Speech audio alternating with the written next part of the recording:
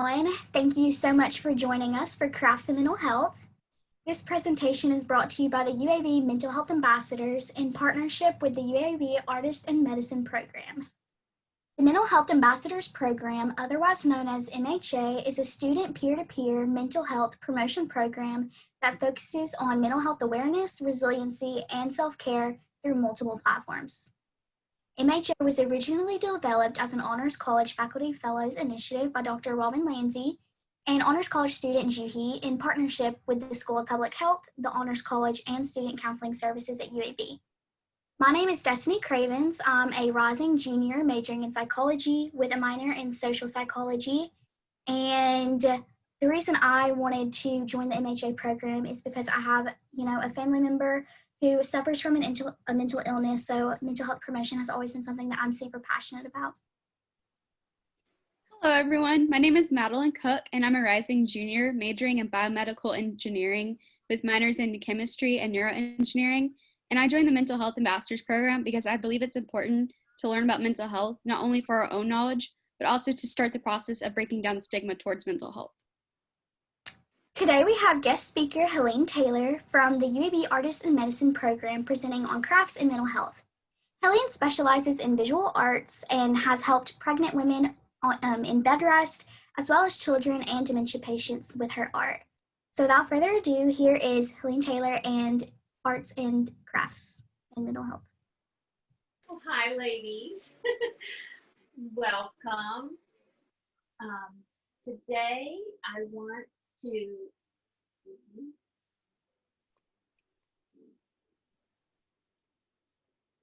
Can you hear me? Hold on. Today, I want to focus on the idea of how we see things. And all you need for this project is a couple of pieces of paper. Get 3 or 4 pieces of paper. Any kind of pen will do, or I'm going to use a Sharpie, but just something to draw with. We're not going to need markers or crayons or anything. So while y'all are getting that, I'm going to go over to the other camera. And I just want to remind you that in art, there are no mistakes in art. And especially today, we're going to do a little craft together. And there's no way you can make any mistakes. I just want you to enjoy the activity. Can you see me?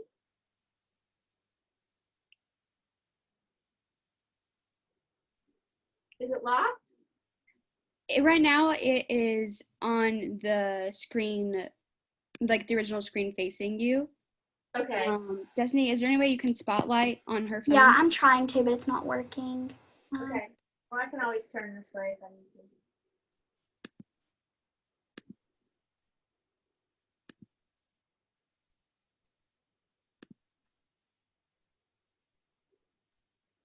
All right, are we here? Nope, not yet.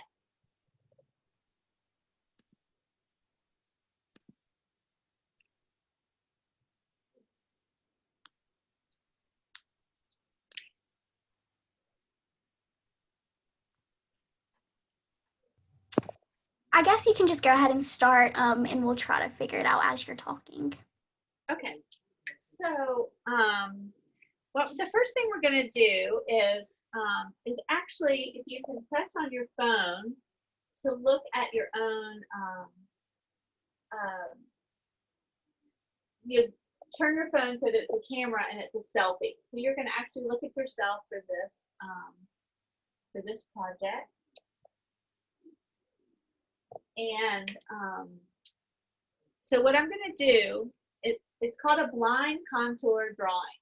And basically there's 2 rules. One is you cannot look at your paper, and also you cannot pick up your pen. So you're going to draw your face by looking in the mirror or in your cell phone. And I'm going to, let's see, I think I'll just I'll put my paper, come back over here.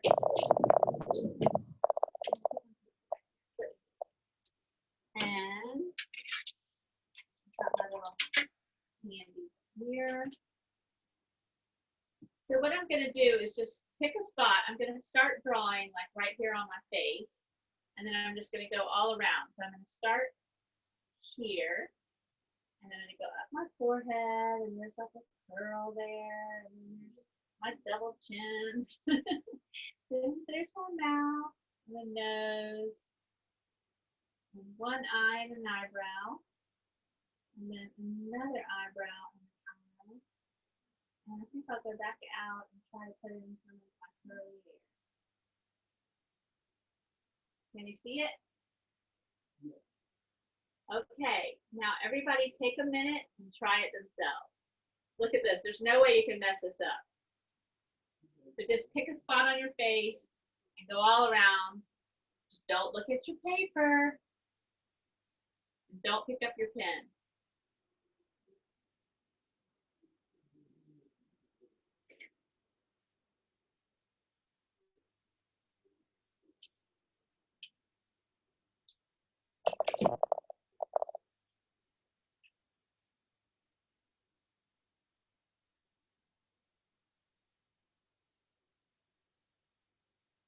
I don't see Kiani on the. I hope you can draw too.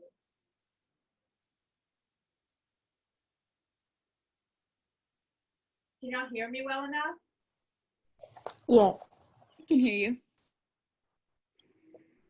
I guess I'll go ahead and move this over close.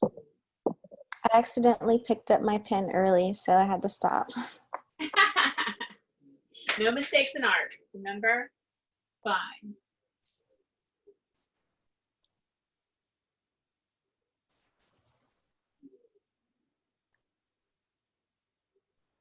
Okay, show me your drawing.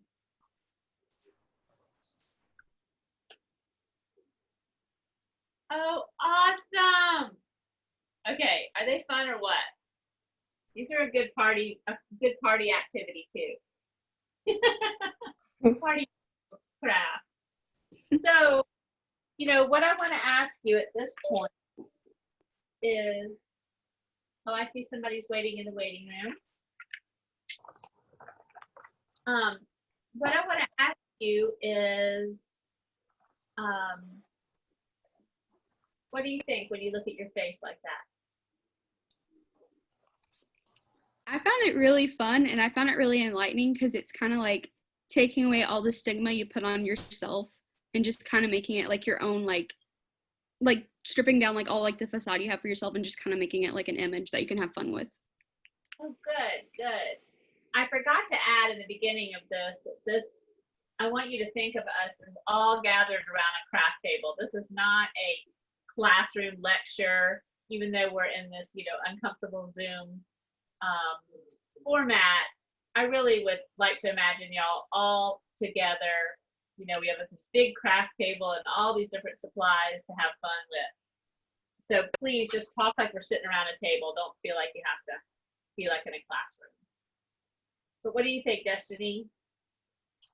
Yeah, I think the biggest thing that, like, because my picture, in my opinion, isn't that good, but also it just sort of, it's just a fun thing to do and, like, not take yourself seriously. And that's something that I've learned is, like, not everything's serious. And, like, it's sort of funny just to look at. And obviously it doesn't look anything like me, but it still was made by me, therefore somewhat like me. So that's something that I've reflected on. Right. Kiani, do you want to show yours?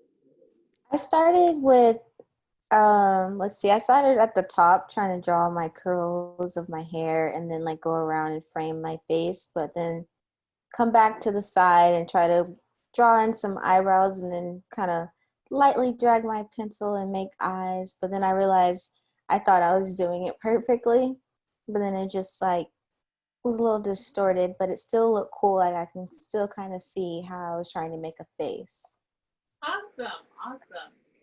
So the next activity, well, what we're going to do now, that's our little warm up. But what we're going to do now is that I've heard, you know, that one of the things that's kind of some regular for people that are suffering through, you know, trying to survive through COVID-19 and now the riots, is that we're not completely exhaling. And that makes perfect sense to me, that we're just kind of holding our breath. You know, nobody knows what's going to happen next, and there's a lot of fear and anxiety in our situation right now. And so I want to first invite us to like exhale. And so I'm going to invite you to inhale and pull your shoulders all the way up to your ears. Just inhale. And as you exhale, release them down. Maybe even kind of make space for your neck. Okay, now we're going to inhale into our belly. So take a breath and kind of make your belly expand with the air, inhaling and exhaling. And just when you think you don't have any more breath, exhale a little bit more. Really letting all that carbon monoxide out. Inhale again in your belly and exhale all those toxins. Now I'm going to ask you to inhale 3 counts and then exhale 4 counts. So inhale 1, 2, 3. Exhale 1, 2, 3, 4. And again, inhale 1, 2, 3, and exhale 2, 3, 4. So they say in times of stress that following your breath and doing breathing exercises really helps to ground you and de-stress. It's a wonderful tool. And maybe you can take note as you're going through in places that you might be holding your breath a little bit. So, hi Kimberly. So the next activity we're going to do is a still life. And so there's a lot of famous still lifes in the world. There is a vision of a painting of Van Gogh's bedrooms. You know, he often painted just his surroundings. And Matisse's famous table with a big goldfish bowl on it. That's what's famous, you know, in art, in still lifes. And of course, a lot of artists paint, you know, a vase on their table or their coffee cup. But I wanted to play around a little bit with that expression of still life. And what I see happening in this period of time is that we're all experiencing quite a big speed bump, and we are having a stilling. And so I wanted to explore still life with you. So the next project we're going to do is I want you to just look around you and pick an object, something that's nearby in reach, maybe something that means something to you, maybe not.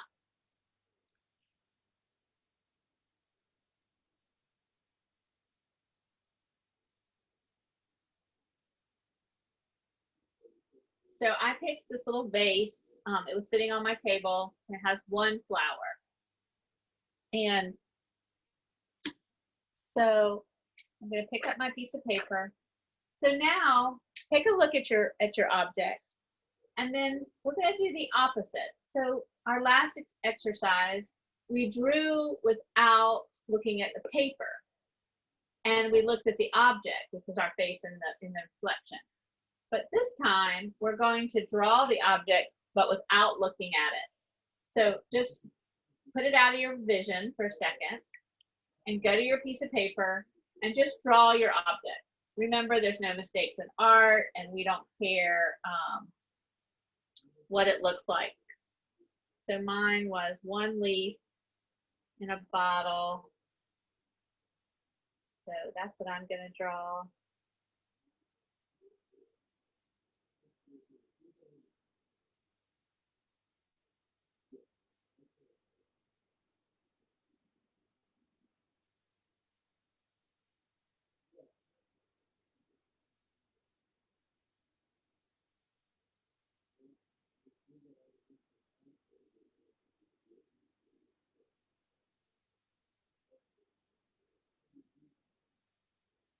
It's just a quick little sketch of an object of affection.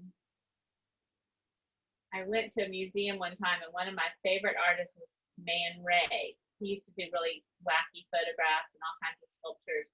and they had a whole glass case of his objects of affection. And one of the things in the case was a bed spring.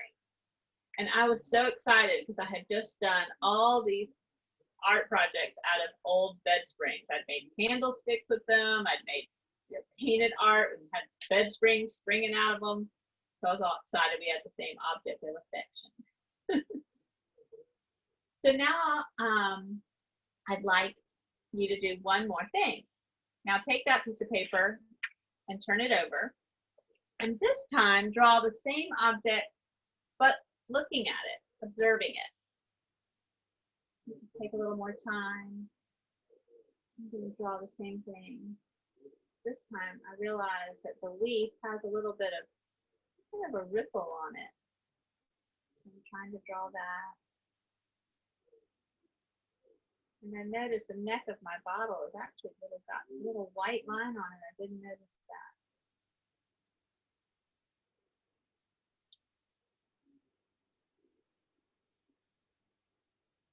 Once again, no mistakes in art.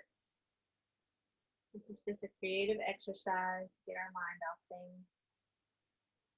Today, come together, make a little craft. Notice this leaf. I love this leaf. It's in the shape of a heart. It's a little, what is it? It's a violet leaf. Violet's long gone, but the leaf is still here. So now I'd like to invite us to talk about this. And I wonder if you'd like to share your experiences of what it was like to draw these two different things, once just with your mind's eye and then once really observing it. So here's mine. This one right here is without looking at it, and then this one right here is with looking at it. It's just like an earring. And I noticed that the one that I didn't look at it, it's more perfect than the one that I actually looked at it. Because when I was looking at it and drawing it, I saw sort of the imperfections in the earring, like how it is bent a certain way because I've been, wearing it and things like that. So that's what I've noticed. Oh, that's the opposite of what I would think. I would think that your drawing, observing it, would be more perfect. So that's cool. Anybody else want to share? So I have like this little, it's kind of like a stuffed like turtle, but it has like a zipper on it where you can like put stuff inside of it. So this was my first drawing, and that was with me looking directly at the turtle. And then when I drew it without looking at it, then that was my drawing. I want to see that turtle. It looks cute. Thank you. So did you have any kind of reflections on this? Yeah, I found that I was more detailed when I was looking at the turtle. So I was able to see more like the details of like the patches specifically and how they were like laid out on the turtle. And then also like the layout of like its legs, and like there's like a little keychain at the end that comes off of it. So I was able to see that detail and add it into my drawing. So I became more detail oriented the more I looked at it. Awesome. Do you want to share, Kiani?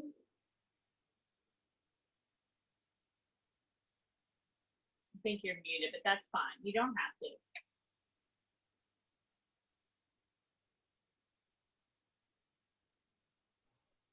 Okay, here was the initial drawing. I was drawing a tree outside in the yard. And it's a very big tree with a lot of branches that range from like very wide and then get smaller with a lot of leaves. And that was me not looking at it. And then when I tried to look at it, I feel like it came out different. Like I concentrated so hard that it came out not as good as the first one, I feel.